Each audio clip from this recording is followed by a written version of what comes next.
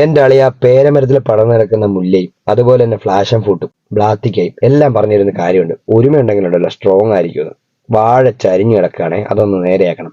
എന്റെ അച്ഛൻ പറയും നിന്നെ ഒരിക്കലും വാഴയുമായിട്ട് കമ്പാരിസൺ നടത്താനേ പറ്റത്തില്ലെന്ന്. കാരണം എന്തെന്നാൽ വാഴയ്ക്ക് ഒരുപാട് ഗുണങ്ങളുണ്ട്, പക്ഷേ നിനക്ക് ഒരു ഗുണങ്ങൾ പോലും ഇല്ലെന്നാണ് അച്ഛന്റെ അഭിപ്രായം.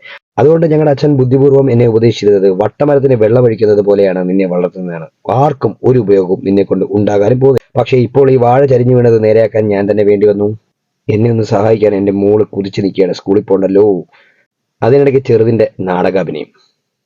എങ്കിൽ ഞാൻ പലപ്പോഴും ആലോചിക്കുന്ന കാര്യമുണ്ട്, അച്ഛൻ എന്നാലും എന്നെ ഈ വട്ടമരമായിട്ട് ഉപമിച്ച് എന്തായിരിക്കും? വട്ടമരം കൊണ്ട് ആർക്കും ഒരു ഉപയോഗമില്ലേ?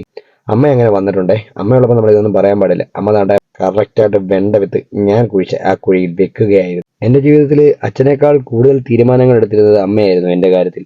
ആ തീരുമാനങ്ങളൊന്നും തെറ്റല്ലായിരുന്നു എന്ന് തെളിയിക്കാനായിരുന്നു എന്റെ ഓട്ടം. നമ്മുടെ നാട്ടെ വെണ്ട വിത്തനം നട്ടിരിക്കുകയാണ്, സെറ്റാണ്.